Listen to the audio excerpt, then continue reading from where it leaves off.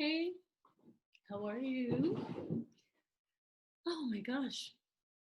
So this is your first ever video from my channel. This is Akua Auset. I'm the author of Superwomen and Goddesses, Workin Your Power Magic, as well as the creator of Auset Beauty.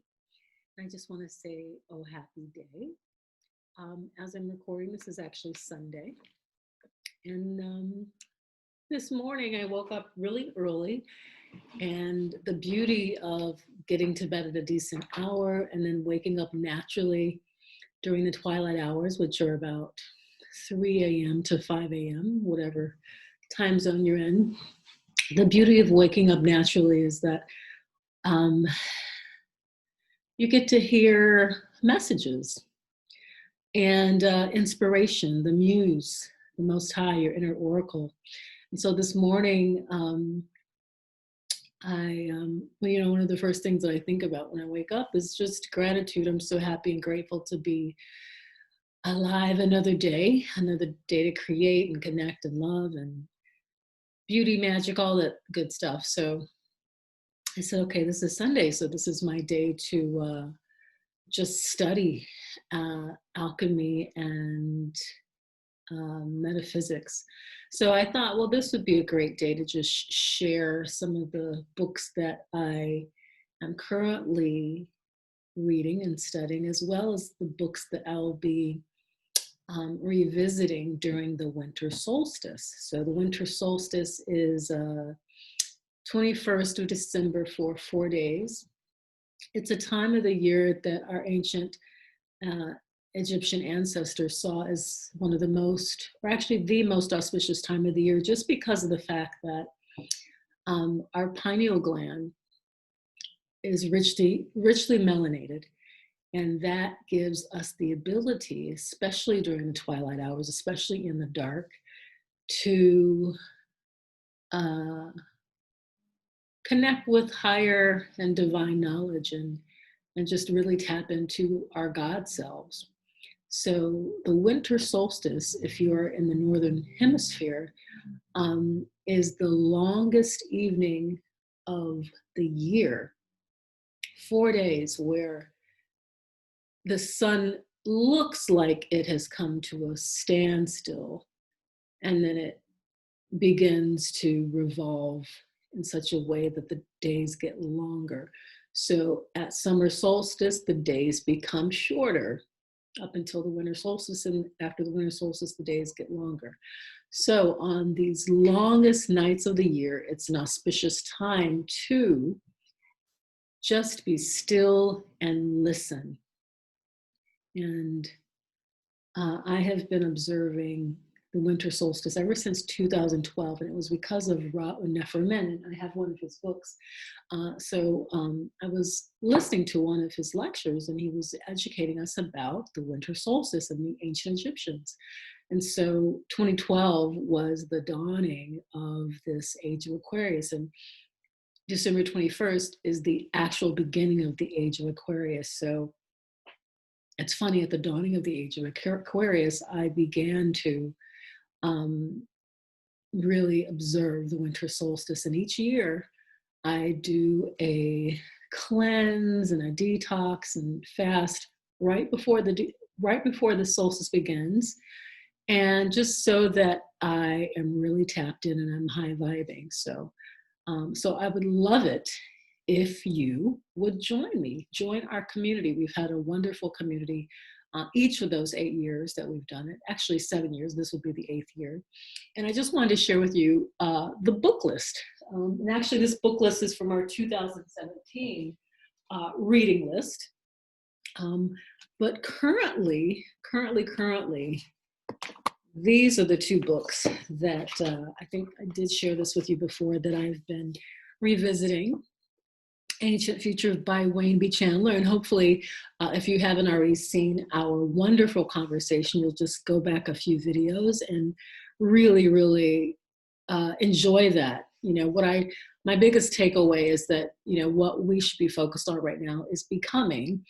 And I say this just because there's a whole cult following. In fact, me and my daughter love the Harry Potter movies, but it is upon us to become a planet of Harry Potters.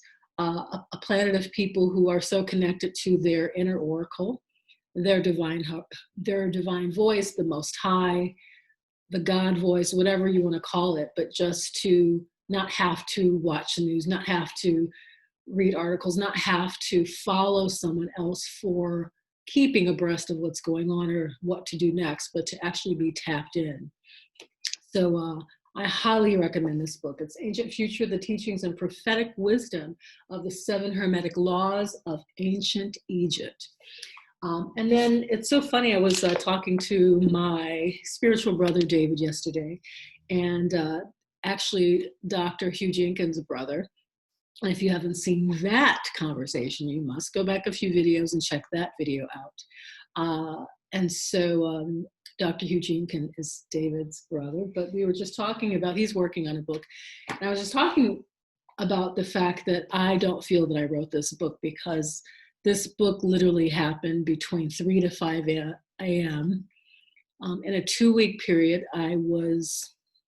After I set the intention that I wanted to complete this book by a certain deadline, because I'd already started to get pre-orders.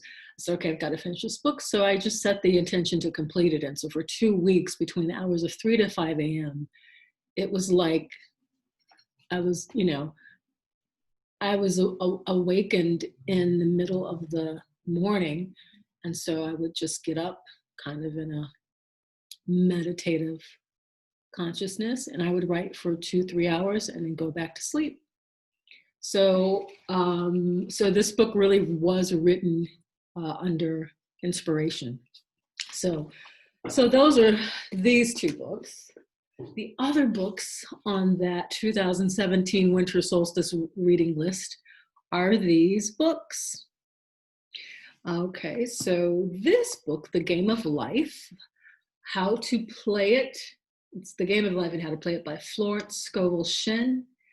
And so actually, Les Brown was the one that recommended this book. I met him years ago at an ad agency, and he was speaking. And at the end of the lecture, he gave us the opportunity to ask questions. So my question was, what were the 3 most profound books that you've read in your life? And so he said, this book, The Game of Life and How to Play It, as well as God I Listened by Eula McClaney, and Secret of the Ages by Robert Collier. So this is definitely on my list. And this is another really, really wonderful book. This is a book that every year during the solstice, I really, really study, especially that first year, 2012. And as I said, it was through Ra Nefer Amen's lecture that I had first understood and learned about the significance of the winter solstice. And the winter solstice is really an observance that can be observed with any spiritual or religious culture or following that you have. So this is another wonderful book, Ma'at, The 11 Laws of God. Okay, what else we have here? We have, this I love. This I purchased in Venice Beach, Wabi Sabi for artists, designers, poets, and philosophers. So this book really, for me, was just about complete acceptance of people, of life. This book really inspired just like a releasing and letting go of a lot of the things, that give you pressure in terms of perfection and thinking things have to be a certain way. This is another really powerful book, 2000 Seasons, a novel by Akua Auset. And so this book actually reminds me of a lecture given by Marimba Ani about, it was a book just about pretty much the 2 worldviews, the worldview of life and the worldview of death. And Akua Auset goes into that in this book, The 2000 Seasons. What else do we have here? Oh my goodness. Tapping the Power Within by A Path to Self-Empowerment for Black Women by Iyanla Vanzant, who is my birthday twin. I'm not going to tell you what day that is. You can look it up.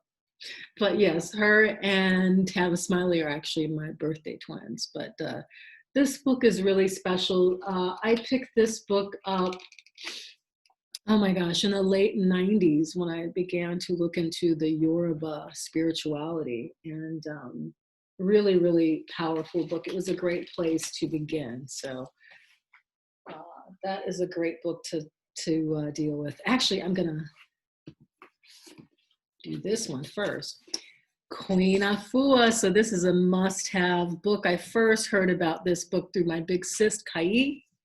Sacred Woman, A Guide to Healing the Feminine Body, Mind, and Spirit by Queen Afua, who is a student of Dr. Alvenia Fulton. So definitely, if you have not already, go check out those 2 conversations I have about Dr. Alvenia Fulton.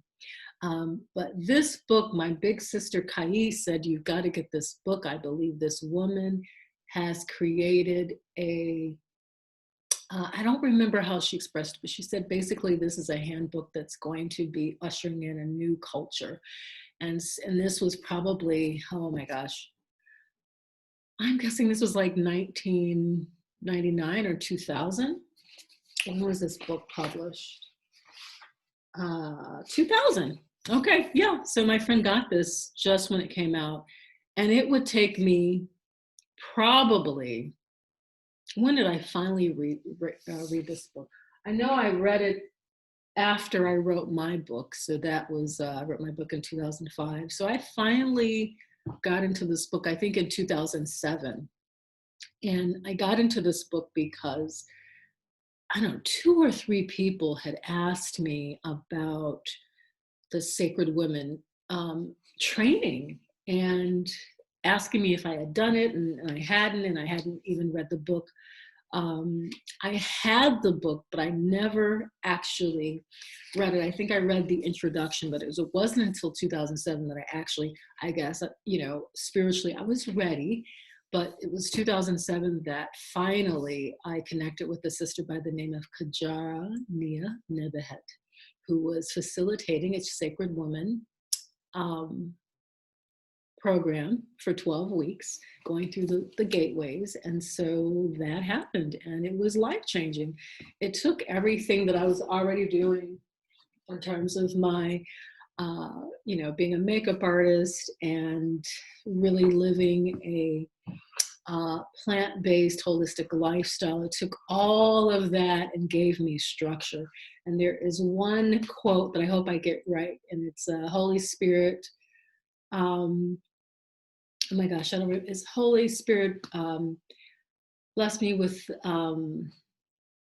let me heal with the elements, water, air, fire, and earth. And I really took that to mean like using those elements as a structure for the different levels of healing and the tools that you have to heal yourself. I can't remember. I can't believe I don't remember that quote because it was such a powerful quote, but it was like, I don't know, it was like a kindred quote. Like it just really, that ignited me and gave me a structure for everything that I'm doing now. So, and then Heal Thyself for Health and Longevity.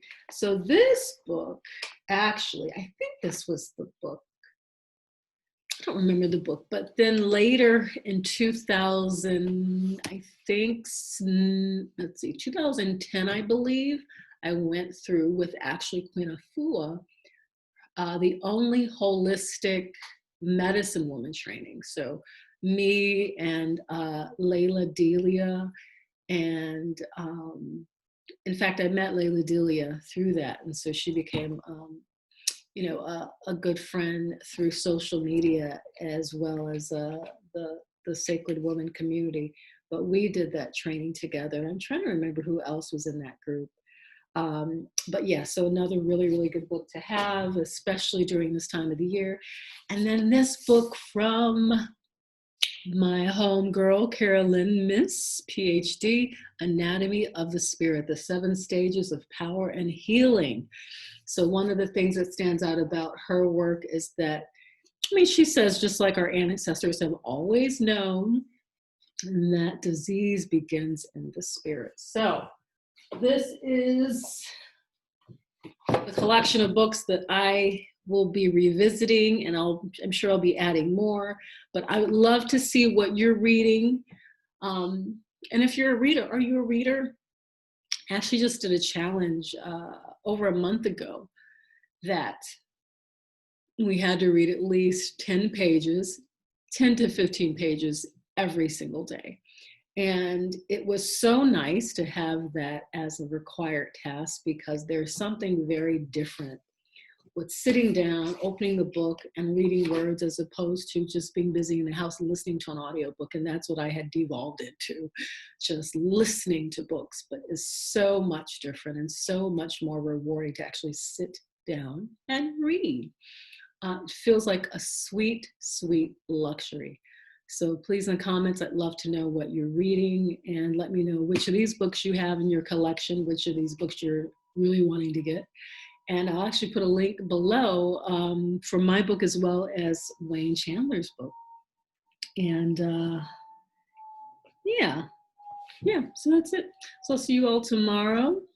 Have a good rest of the day. Take care.